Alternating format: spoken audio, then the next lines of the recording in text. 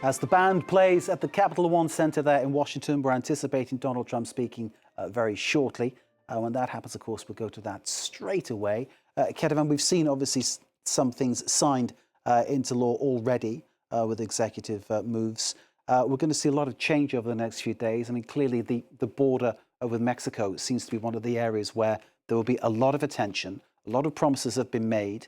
Trump was speaking earlier about a national emergency being launched there. Also speaking about declaring drug cartels, gangs as terror gangs or terror cells in some way, shape or form, which completely changes, of course, how that border is looked upon, doesn't it? If in terms of it becoming perhaps a more militarized area, troops being moved to that domain. This is clearly going to see lots of changes along that southern border. Absolutely. And really, immigration is one of the main focuses of Donald Trump. And one reason for that is that there were two main topics throughout the campaign for Donald Trump: immigration and inflation. And it's much easier to take action on the border than it is to bring down prices. It's going to take more time.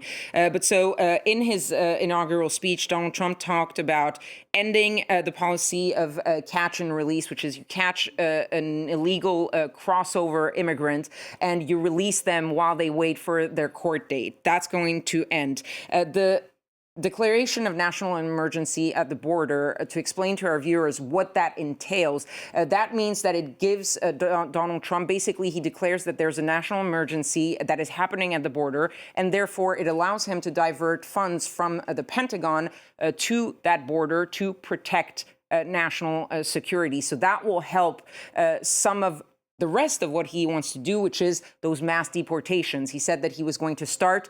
There are reports that he might start as early as tomorrow in Chicago with raids to go after undocumented immigrants. The Trump administration is saying we're going to first go after undocumented immigrants who have committed crimes. These are the first targets. But for all of that to happen, you need to have certain logistics in place. You need to have agents who are going to be doing those raids. You need to have systems in place to transport, if it's Chicago, transport them back to where are they from? Mexico? That's easy. It's across the border. They drive them. Are they from somewhere else? Venezuela? Do they need to be put on a plane? That costs money. All of these things need to be put in place. And one thing that Donald Trump mentioned, and I think that with all the bravado and all the sort of crazier things that he said about the Panama Canal and things like that, we sort of miss maybe some of the very concrete things that he might be doing. He mentioned the 1798 Alien Enemies Act. This is something that hasn't been used in the 1798. 1798, and the last time this was used in a way, and this is allows the president to detain non-U.S. citizens from countries that the U.S. deems to be at war with. You mentioned the fact that he declared that Venezuelan gangs were terror groups. That means you are likely at war with these terror groups. And so this Alien Enemies Act would allow possibly Donald Trump to detain some citizens from countries that are were deemed to be at war with. And so that could be used. The last time it was used was around World War II, and it allowed and it concluded in the detainment of citizens from Germany, from Italy, and from Japan, because those were the countries that the U.S. was at war with during World War II. So this would be a move towards, well, basically internment, wouldn't it? Because where would you put these people you're deeming to be enemies of the state? Where would you put them? You have to put them into an internment camp, something like that. Exactly, and that is something that Donald Trump has said that he would do. And we had Tom Homan, who's going to be the border czar. He used to be the ICE chief. ICE is the Immigration and Customs Enforcement Agency. They are the ones who are going to be doing the raids. They're going to be the ones who are going to be rounding up those undocumented immigrants, or those alien enemies, if you will. He himself, Tom Homan, has said that he needs at least 100,000 beds for the people that they're going to be catching in the time before they are returned to whatever country they're. And right now, there are about 40,000 of those beds. So there is a disconnect between what Trump is saying on this issue and what, realistically, Trump and his administration can do. And that is exactly the problem of the branding, which is I'm going to do mass deportation. Millions and millions, he said it again today, millions and millions of undocumented immigrants are going to be caught and deported from the United States.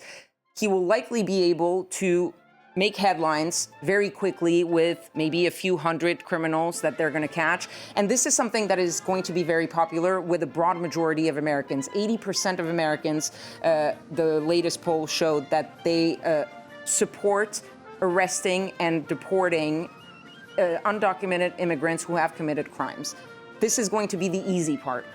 The rest is going to be much harder because, of course, then you're going to go into the people who have gotten orders of deportation but haven't been yet deported. And then you're going to get to the undocumented immigrants who have been maybe in the United States for decades, who might be married to an American, who might have American-born children, who are working in the United States, who are paying taxes in the United States. And I just want to take a quote from Tom Homan that I was talking about how he saw those arrests. And he said, we're going to concentrate on the worst first, the public safety threats, so those that are criminals, but no one is off the table.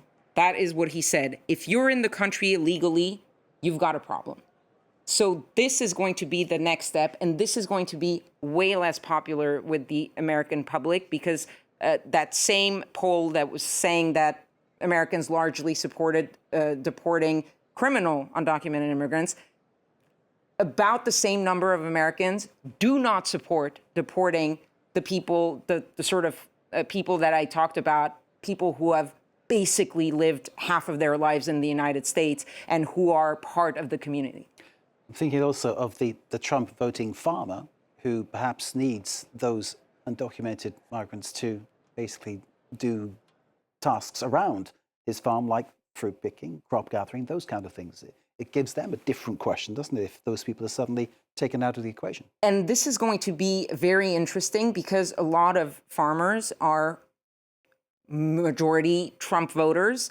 They are from rural areas in the United States. But they rely a lot on undocumented immigrants. As you said, a lot of the people who work on those big farms in states like Idaho, like Wyoming, like Montana, that are very red states, they are the people that work for these big farmers. And there have been plenty of interviews with people who own farms in those states who say, if you take away my undocumented immigrants, that puts aside the whole question of they get undocumented immigrants because they cost less, but they're saying basically that they're going to not be able to work and to work on their farm if they don't have those people, because they say that Americans don't want to do that job because it is a hard job, it is a physical job, and it's not just the agriculture world, construction industry. In construction, there are a lot of companies who employ undocumented immigrants. Service, you go to a restaurant in the United States, most of the busboys, as they're called, the people, not the people who serve you or take your order, the people who clean up after you, take your plates away, who clean your plates, your tables, those people often are also undocumented. And so it creates a whole other question about the economic impact of getting rid, if he manages to get rid of all those undocumented immigrants, what economic impact that will have on the United States. Indeed, the gap between expectation and delivery is already growing wide. Kethevane Gorjestani, thank you very much indeed.